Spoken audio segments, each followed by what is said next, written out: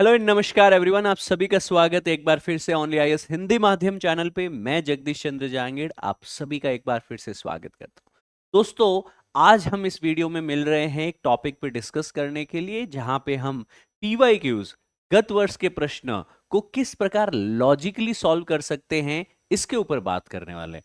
आज जानकारी आगे बढ़े उससे पहले मैं आपका ध्यान आकर्षित करना चाहता हूं कि यूपीएससी में अगर हम एमसीक्यूज के प्रश्नों का प्रारंभिक परीक्षा के प्रासंगिकता में वर्गीकरण करें तो लगभग 9 श्रेणी में 9 प्रकार 9 टाइप्स के प्रश्न आपके यूपीएससी प्रारंभिक परीक्षा में पूछे जा सकते हैं।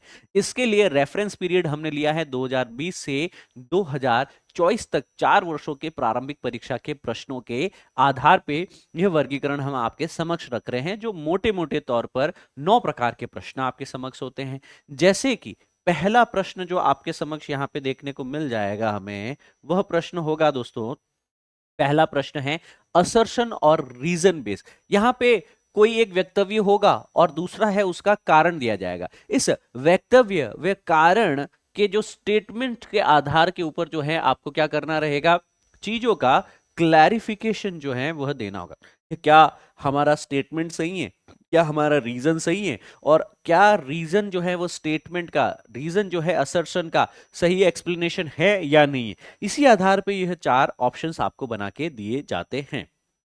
तदुपरांत हमारे पास में अगली वैरायटी है, निम्न में से कितने प्रश्न सही, कितने ऑप्शन स्टेटमेंट सही है। तो यहाँ पे आपको 3-4 स्टेटमेंट दे दिए जाएंगे, उसमें से कितने 1 2 3 या 4 या कोई नहीं, इस प्रकार की श्रेणीवार प्रश्न दे दिए जाएंगे, उत्तर दे दिए जाएंगे। उसमें से आपको चयन करना होगा। काफी ट्रिकी क्वेश्चंस होता है। फैक्ट बेस्ड कुछ डायरेक्ट क्वेश्चंस भी रहते हैं, जहां पे सीधा वन लाइनर क्वेश्चन है और यहां पे एक आपको आंसर दे दिया जाएगा ऑप्शंस के फॉर्मेट में, आपको चूज करना होगा। मतलब ये टोटल फैक्ट, तथ्यों के ऊपर आधारित प्रश्न होंगे। तदुपरांत एक कंपैरेटिव स्टेटमेंट भी आपके समक्ष आ सकते हैं। जैसे 2 स्टेटमेंट दे दिए, भारत और चीन की जीडीपी को कंपेयर कर दिया, जन्म दर को कंपेयर कर दिया, तो आपको इस तरह के तथ्यात्मक प्रश्न भी देखने को मिल सकते हैं, जहां पे तुलना की जा सकती है, कंपेयर किया जा सकते हैं 2 फैक्ट्स के बीच में। तदुपरांत इंटरडिसिप्लिनरी क्वेश्चंस भी देखने को मिल सकते हैं, जहां पे विभिन्न विषयों का संयोजन हो सकता है। जैसे ग्रीन हाइड्रोजन क्या होती है, किस प्रोसेस से बनाया जा सकता है। मतलब विज्ञान व पर्यावरण जैसे विषयों को जोड़ करके यह प्रश्न बनाए जा सकते हैं। गत वर्ष में भी यह प्रश्न भी देखने को मिले। यही नहीं दोस्तों, यहाँ पे क्रोनोलॉजी बेस्ड प्रश्न भी जो हैं, हमें हमें विषय के अंदर कई सारी घटनाएं होती है, कई सारी प्रतिक्रियाएं होती है, तो उन घटनाओं और उन प्रतिक्रियाओं को एक सही क्रम में आपको रखना आना चाहिए। जैसे कि यहाँ पे इंडिया के इंडिपेंडेंस, स्वतंत्रता आंदोलन को लेकर के 4 घटनाक्रम दे दिए, पूछ लिया पहले कौन सा हुआ, बाद में कौन सा हुआ, सही क्रम लगा के बताओ। तो एक तरीका प्रश्न पूछने का यह भी बनता है। इसके उपरांत जो स्थान, ज्योग्राफिकल लोकेशंस यहाँ पे आपके पास में न्यूज में है, जैसे आपके पास में कॉन्गो बेसिन न्यूज में है, या फिर स्पेन में अभी हाल ही में बाढ़ आई तो वह न्यूज में है, हॉर्न ऑफ अफ्रीका के अंदर अभी देखने को मिल रहा है कि वहां पे भूखमरी है, वह न्यूज में है। देखने को मिलता है हमारे पास में, जैसे हम लोग अमेरिका और मैक्सिको बॉर्डर वाले रीजन की हम लोग बात कर सकते हैं।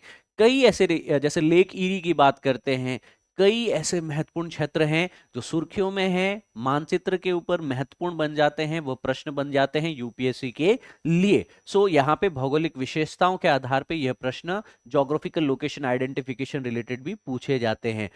फिर है आपके डायरेक्ट प्रश्न जो हैं एनवायरनमेंट से रिलेटेड या रिसोर्सेज से रिलेटेड, साइंस टेक्नोलॉजी या इकोलॉजी से रिलेटेड आ सकते हैं, जिसमें जो प्रश्न होगा वो ज्यादातर तथ्य या अवधारणाओं के आधार पर सॉल्व किए जा सकते हैं। इसके अलावा 9वीं श्रेणी है जो एलिमिनेशन बेस्ड क्वेश्चंस होते हैं। मतलब जो 3-4 ऑप्शंस दिए होंगे उसमें से एक ऑप्शन गलत होगा, तो इससे पता चल जाएगा कि बाकी के सही ऑप्शंस क्या क्या हो सकते हैं, सही उत्तर क्या हो सकता है। मतलब आपको विकल्प जो हैं, एक या दो विकल्पों को उसके कहीं न कहीं जो संगत या असंगत होने के तथ्य रूप से वो सही है या गलत है, इसकी जानकारी हो तो उन्हें हटाया जा सकता है और सही उत्तर तक पहुंचा जा सकता है। विकल्प हटाने की तकनीक या एलिमिनेशन मेथड, इस पे यूपीएससी कम रिलाई कर रही है, पर जो ज्यादा पहले प्रश्न ऐसे 10-15 देखने को मिलते थे, 1 2 3 प्रश्न अभी भी ऐसे देखने को मिलते हैं।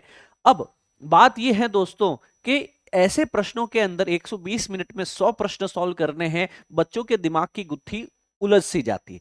इस गुत्थी को सुलझाना है लॉजिकली, आपके पास में एक ऐसा दृष्टिकोण चाहिए होगा कि क्या किया जाए। आज से मैं एनसीईआरटी पढ़ रहा हूं, आज से मैं अपना मॉक टेस्ट सॉल्व कर रहा हूं, आज से मैं अपनी प्रैक्टिस शुरू कर रहा हूं, अभ्यास शुरू कर रहा हूं, तो क्या दृष्टिकोण रखा जाए कि इस उलझन को हम सुलझा सके और सही उत्तर तक हम पहुंच सके। प्रारंभिक परीक्षा में किस प्रकार हम लॉजिकली अपने क्वेश्चंस तक पहुंच सकते हैं, इसके लिए ऑफिशियली पीडब्ल्यू एप्लीकेशन पे जाकर के आप सृजन प्रोग्राम की जानकारी ले सकते हैं। सृजन प्रोग्राम जो है प्रारंभिक और मुख्य परीक्षा के लिए हमारी एक टेस्ट सीरीज है, और उसके साथ ही आपको गाइडेंस मार्गदर्शन के लिए मेंटरशिप प्रोग्राम भी दिया जाएगा, जो हिंदी इंग्लिश दोनों भाषाओं में अवेलेबल है, जहां पे डेली आपको एमसीक्यूज और मेंस क्वेश्चंस की भी प्रैक्टिस कराई जाएगी। वीकली आपके प्रैक्टिस के टेस्ट भी लिए जाएंगे। तदुपरांत सेक्शनल और फुल लेंथ टेस्ट आपके अभ्यास को कहीं न कहीं परीक्षा की कसौटी पे खरा उतारने के लिए तैयार किया जाएगा। जहां कमी रहेगी वहां पे आपको पर्सनलाइज्ड मेंटरशिप या व्यक्तिगत मार्गदर्शन भी दिया जाएगा। और ये सब प्रारंभिक मुख्य परीक्षा की टेस्ट सीरीज मेंटरशिप एक नाम मात्र शुल्क 11,800 से शुरू हो रहा है। और पता है ये बैच कब से शुरू हो रहा है? बैच शुरू हो रहा है 11 नवंबर से। दोस्तों, आपको आगे जानकारी चाहिए और काउंसलिंग या मार्गदर्शन चाहिए, आप इस नंबर पे कॉल करके हमारी टीम से जुड़ के अन्य जानकारी प्राप्त कर सकते हैं। दोस्तों, यहां पे आप हमारे टेलीग्राम हैंडल से भी जुड़ सकते हैं। टेलीग्राम हैंडल है हमारा जगदीश जांगिड़ सर पीडब्ल्यू। इस पे ऑलरेडी 30,000 से ज्यादा विद्यार्थी जो हैं दैनिक करंट अफेयर्स और भूगोल और पॉलिटी से रिलेटेड कई सारे जो सब्जेक्ट्स में पढ़ाता हूं उसकी जानकारी, उसका कंटेंट भी फ्री में प्राप्त करते हैं। इस क्यूआर कोड को स्कैन करके भी आप सीधे जुड़ पाएंगे। अब दोस्तों, हम लोग यहाँ पे बात करते हैं कि ऐसे प्रश्नों को अगर हमें सॉल्व करना है तो एक रणनीतिक और तार्किक दृष्टिकोण की आवश्यकता है। और रणनीतिक और तार्किक दृष्टिकोण जैसे हमारे पास में पहला प्रश्न था असर्शन और रीजन बेस्ड क्वेश्चन। तो असर्शन और रीजन बेस्ड क्वेश्चन को कैसे सॉल्व किया जाता है? सबसे पहले इन प्रश्नों को सॉल्व करने के लिए मित्रों आपको क्या पढ़ना होगा? ये सारे स्टेटमेंट, जो भी स्टेटमेंट्स दिए हैं, क्या मॉनसून दक्षिण पश्चिम दिशा से आ रहा है ज्यादातर, या फिर आपके पास में ये हवाएं जो है हिंद महासागर से नमी लेके आ रही हैं, तो अगर आपने पढ़ा इनको केयरफुली तो सही या गलत को आप भाप पाएंगे, स्पष्टीकरण आपको पता हो पाएगा। तदुपरांत ही आप पता कर पाएंगे कि क्या हमारा जो ये रीजन है वह असर्शन का, स्टेटमेंट का सही एक्सप्लेनेशन है या नहीं। तो पहले तो दोनों ही वक्तव्य जो असर्शन रीजन है, इन दोनों के ही सही होने गलत होने का ज्ञान आपको विषय आधारित अध्ययन से होगा। दूसरा, यहां पे वो कनेक्टेड भी होने चाहिए या नहीं होने चाहिए, उसी आधार पे ही तो आपके विकल्प दिए गए हैं कि दोनों सही हैं, दोनों सही हैं पर असर्शन रीजन का सही एक्सप्लेनेशन नहीं है, या लास्ट में है कि असर्शन गलत है लेकिन रीजन सही है। तो इस तरह के कॉम्बिनेशन बेस्ड क्वेश्चंस जो हैं आपको अच्छे से सॉल्व करने आने चाहिए। तदुपरांत हम यहाँ पे बात कर सकते हैं दोस्तों, एक प्रश्न है how many of above are correct. तो इस प्रश्न के अंतर्गत जो है आपको ये नहीं पूछ रहा कि कौन सा कथन सही है, ये पूछा जा रहा है कि हर वक्तव्य जो है इनमें से कितने सही हैं। कौन सा सही है ये नहीं पूछ रहा, पहला सही है या दूसरा सही है ये नहीं पूछा, ये पूछ रहा है कि कितने सही हैं। इसके लिए आपको क्या करना होगा? प्रत्येक वक्तव्य को अलग से पढ़ना है, अपने ज्ञान के आधार पे इनको सही और गलत तरीके से जो है आपको पहचानना है, कौन सा स्टेटमेंट सही है कौन सा गलत है, और गलत पाए गए विकल्पों को हटा देना है। और इसके बाद में जो है आपके पास में बचे हुए विकल्पों को ढूंढेंगे तो आपको आराम से आंसर मिल जाएगा। जैसे यहाँ पे ये गलत विकल्प है तो ऑब्वियसली आप यहाँ से बाहर निकल पाएंगे। इस प्रश्नों में अधिक समय यहाँ पे लग जाता है, क्योंकि यहाँ पे जो अगर हम कहते हैं कि केवल दो, तो केवल दो कौन से केवल दो है? पहला दूसरा है, दूसरा तीसरा है, या तीसरा या पहला है, क्या कॉम्बिनेशन है, इसके ऊपर ध्यान नहीं देना है। आपको ध्यान ये देना है कि कितने सही है, ठीक है।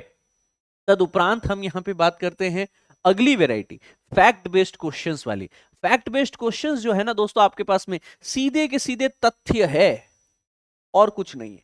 एक तथ्य है और उसका एक एक्सप्लेनेशन है, अगर आपको पता है तो पता है, नहीं पता है तो नहीं पता है। मतलब आपका जितना फोकस्ड रिवीजन है, जितने अच्छी नॉलेज है और जितना अच्छा आप जो है चीजों को रिकलेक्ट कर पा रहे हैं या याद रखने की शक्ति है, उसी चीज पे यह आप सॉल्व कर पाएंगे। मतलब आपका ज्ञान और आपका रिवीजन, ये दो चीजों के आधार पे ही फैक्ट बेस्ड क्वेश्चन सही होते हैं। यानी या तो पता है या नहीं पता है। मतलब एनसीईआरटी को बहुत अच्छे से पढ़ना है, रीड बिटवीन द लाइंस और चीजों के सार को समझने की चेष्टा करें। फैक्ट्स और तथ्य अवधारणात्मक प्रश्न वहीं से सही होंगे आपके। तदुपरांत हम चौथी कंपैरेटिव स्टेटमेंट वाली चीजों को पढ़ते हैं।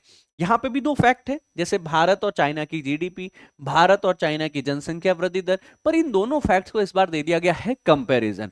सो गोज विदाउट सेइंग, यहां पे तुलनात्मक प्रश्नों को पढ़ने के लिए सबसे बढ़िया चीज होती है आपके नोट्स। अगर आपने अपने नोट्स को अच्छे से व्यवस्थित किया है, अरेंज किया है, कि कहीं आपने इंडिया के बारे में बात की है ना नोट्स पे, और कहीं आपने एक आर्टिकल को पढ़ा द हिंदू में जहां पे चाइना की बात की गई है ना, एग्रीकल्चर की बात हो, इकोनॉमी की बात हो, चाहे बर्थ रेट की बात हो, जनसंख्या वृद्धि की बात हो, तो अगर आपने तुलनात्मक रूप से उन चीजों को इंटरकनेक्ट किया कि सर एक जो है आर्टिकल पढ़ा है मैंने जनवरी में और एक आर्टिकल पढ़ा है मैंने मई के महीने में, और दोनों को ही अगर मैं कनेक्ट कर पा रहा हूं सेम टॉपिक्स पे, सेम थीम पे, जैसे जीडीपी थीम है या जनसंख्या वृद्धि की थीम पे, तो वहां से ये क्वेश्चन सही होंगे। मतलब facts but are having the different comparison all together. Notes आपके अच्छे बनने चाहिए। तीसरी बात करता है इंटरडिसिप्लिनरी कंसेप्ट्स आपके पास में। तो जो अंतर विषयी अवधारणाएं होती हैं, जैसे यहां पे विज्ञान और पर्यावरण से रिलेटेड प्रश्न है कि जो ग्रीन हाइड्रोजन है वो कैसे बन जाएगी हमारी। तो दोस्तों जो ग्रीन हाइड्रोजन जो है आपके पास में, है ना, वो किस प्रकार अन्य प्रकार के हाइड्रोजन से अलग है, और पानी की इलेक्ट्रोलाइसिस से जो है इसका निर्माण होता है। मतलब ऐसे विषयों को समझने के लिए हमें क्या चाहिए होगा, उत्तर देने के लिए एक व्यापक दृष्टिकोण की आवश्यकता, एक होलिस्टिक अंडरस्टैंडिंग होनी चाहिए, क्योंकि चारों ऑप्शन में अलग अलग प्रकार के आपके हाइड्रोजन का निर्माण होगा। इसमें से ग्रीन हाइड्रोजन के लिए एक ही है। मतलब आपको यहां अभ्यास की आवश्यकता है, क्लैरिटी और उदाहरण की आवश्यकता है। जितना उदाहरण, जितना अभ्यास करेंगे, जितना व्यापक समग्र दृष्टिकोण होगा आपका, तो जो कंसेप्चुअल क्वेश्चन है वो उतना ही बेहतर तरीके से सॉल्व कर पाएंगे आप।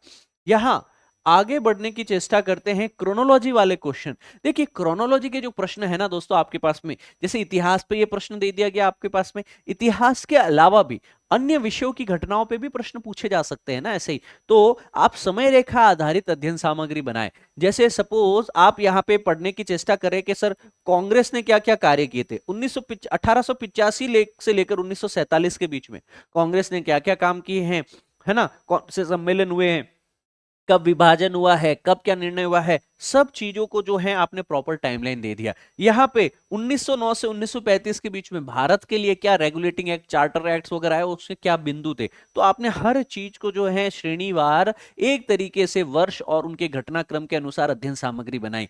समय रेखा जिसने बनानी सीख ली कि फ्रीडम मूवमेंट है, आजादी के जो आंदोलन थे हमारे, तो समय रेखा पे अगर आप जानकारी रखते हैं तो ये प्रश्न आपको प्रारंभिक परीक्षा के अलावा मुख्य परीक्षा में भी याद करेंगे, और चीजों को अंडरस्टैंडिंग, समझ आपकी डेवलप होगी, एक ईगल आई पर्सपेक्टिव डेवलप होगा। मतलब सोचिए एक पंथ तीन काज डेवलप हो रहे, पहला विषय की समझ, दूसरा प्रारंभिक परीक्षा के क्रोनोलॉजी बेस्ड क्वेश्चन, तीसरा मुख्य परीक्षा में लिखेंगे ना तो धाए धाए आप पूरा अच्छे से, पेन जो है आपका रुकेगा नहीं वहां लिखते टाइम, क्योंकि अंडरस्टैंडिंग जो है पूरी बहुत ही शानदार है। इस इवेंट को आपने शुरू से अंत तक अच्छे से समय रेखा में बंद कर रखा है।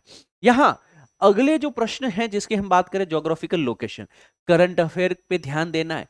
जो भी आपके पास में करंट अफेयर्स पे, जैसे कॉन्गो बेसिन वाला क्वेश्चन दे दिया, कॉन्गो बेसिन वाले क्वेश्चन को आप देखिए, कॉन्गो कहाँ है, कौन सी रिवर कहाँ पे बहती है, नाइजर रिवर कहाँ है ना। सो इस प्रकार आप देख सकते हैं, जैसे अभी पेरिस में बाढ़ आ गई तो वहां पे आपको थोड़ा, स्पेन में बाढ़ आ गई तो वो थोड़ा सा आपके पास में तथ्यात्मक है, इजराइल है तथ्यात्मक है, लेबनान है, यमन है, कई सारे हैं, है ना, कोई स्ट्रेट आ गया, कोई स्तुमस आ गया, कोई जलडमरू मद आ गया आपके पास में। सो ये सारे के सारे करंट अफेयर वाले क्वेश्चन है।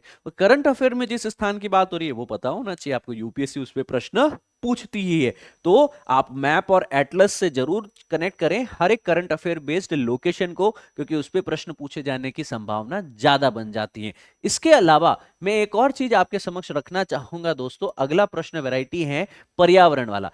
पर्यावरण और पारिस्थितिकी के ऊपर जितने भी प्रश्न आएंगे ना, या तो कोई कीवर्ड दे दिया, कोई शब्द दे दिया, या कोई अवधारणा, कोई कंसेप्ट दे दी, तो ये जो अवधारणा, कंसेप्ट या कोई परिभाषा हो जाएगी, या आपके पास में जो है फैक्ट दे देगा, है ना, फैक्ट यानी तथ्य दे दिया। जैसे कि यहां पे ये एक तथ्य ही है कि इल्मेनाइट जो है वह कैसे बनता है आपके पास में, ठीक है ना, रूएलाइट जो है वह किसके स्रोत या किसके अयस्क के रूप में जाना जाता है। सो गोज विदाउट सेइंग, आप जितना करंट अफेयर, स्टैटिक, एनसीईआरटी से अच्छे से जुड़े हुए हैं, अवधारणा, इंटरडिसिप्लिनरी अप्रोच आपकी अच्छी होगी, तो आप इन प्रश्नों को अच्छे से कनेक्ट कर पाइएगा।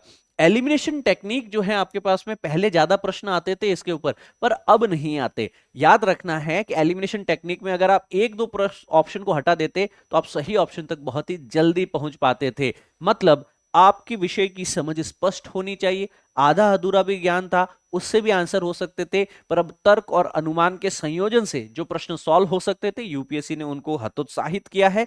एलिमिनेशन बेस्ड क्वेश्चन जो पहले 10 से 15 देखने को मिलते थे, अब मात्र एक दो, और भविष्य में कहा जा रहा है कि धीरे धीरे हट जाएंगे। एलिमिनेशन बेस्ड प्रश्न में एक ही टेक्निक है, आपको अगर एक विकल्प गलत हट मिल गया तो उसको हटा दीजिए, बाकी अपना आप जो है क्वेश्चन के सही आंसर तक आप अपना आप पहुंच जाइएगा। मतलब सही नहीं ढूंढ रहे आप वहां पे, एलिमिनेशन माध्यम से गलत ऑप्शन को ढूंढा और उसके माध्यम से बाकी तीन ऑप्शन को एलिमिनेट करके आप सही ऑप्शन क्लिक कर रहे हैं। यहां दोस्तों ये सारी ही चीजें हम हमारे YouTube channel only IAS Hindi माध्यम पे भी आपको दैनिक तौर पे भी प्रैक्टिस कराते हैं। आप हिंदी माध्यम विद्यार्थी हैं, अगर आप करंट अफेयर के एनालिसिस चाहते हैं तो आप सुबह 10 बजे हमसे इसी ओनली आईएएस हिंदी माध्यम चैनल पे जुड़िए। सप्ताह अंत में पूरे सप्ताह के करंट अफेयर्स को हम क्विज के माध्यम से भी रिवाइज कराते हैं, जहां पे प्रश्नोत्तरी होती है लाइव यूट्यूब पे, बहुत मजा आता है। और महीने के अंत में हमारे विषय के जो एक्सपर्ट्स हैं, जो दिग्गज फैकल्टीज हैं, वो इस माह में अपने विषय के जो समसामयिक विषय उस पर प्रश्न बन रहे हैं, टॉपिक जो है उसे डिस्कस करते हैं बहुत ही अच्छे से। जो मैगजीन कई संस्थान दे देते हैं, हम मैगजीन को बच्चों को कंसेप्चुअली समझाते हैं दोस्तों। सो यहाँ पे आपको मासिक करंट अफेयर्स भी मिलता है। और यही नहीं, इन सारी चीजों का कंटेंट आपको मेरे Telegram handle Jagdish Jangid sir PW पे भी मिलेगा, फ्री ऑफ कॉस्ट मिलेगा दोस्तों। सो मैं आपका ध्यान वापस यहाँ पे आकर्षित करना चाहूंगा, कोई भी आपको समस्या हो, कोई प्रश्न पूछना चाहते हो तैयारी से रिलेटेड, कोर्स से रिलेटेड, सृजन से रिलेटेड, जेजे सर यूपीएससी पे अपना नाम, अपना प्रश्न, अपनी क्वेरी जरूर ड्रॉप कीजिएगा। I will be more than happy professionally academically to help you out. आप टेलीग्राम को भी ज्वाइन कर सकते हैं, मोर देन 30,000 स्टूडेंट्स ने इसको ऑलरेडी ज्वाइन कर रखा है, जो दैनिक करंट अफेयर्स के लिए और ज्योग्राफी के लिए, पॉलिटी के लिए, इस विषय की जानकारी के लिए फ्री ऑफ कॉस्ट यहाँ से अपनी सारी जानकारी प्राप्त करते हैं। आप इस नाम से और इस क्यूआर कोड से भी सर्च करके भी आप टेलीग्राम चैनल ज्वाइन कर सकते हैं। तो मुझे एक चीज ऑनेस्टली बताइएगा और कमेंट में भी जरूर बताइएगा, क्या आपको इससे पहले पता था कि यूपीएससी में कितने टाइप्स के प्रश्न पूछे जाते हैं और क्या लॉजिक से इन क्वेश्चंस को सॉल्व किया जा सकता है? आपको अब पता है। So wear the smile on the face and confidence in the heart, that's a really great way to start your preparation and move ahead. Thank you. जय हिंद। सर्वदा शक्तिशाली। God bless you.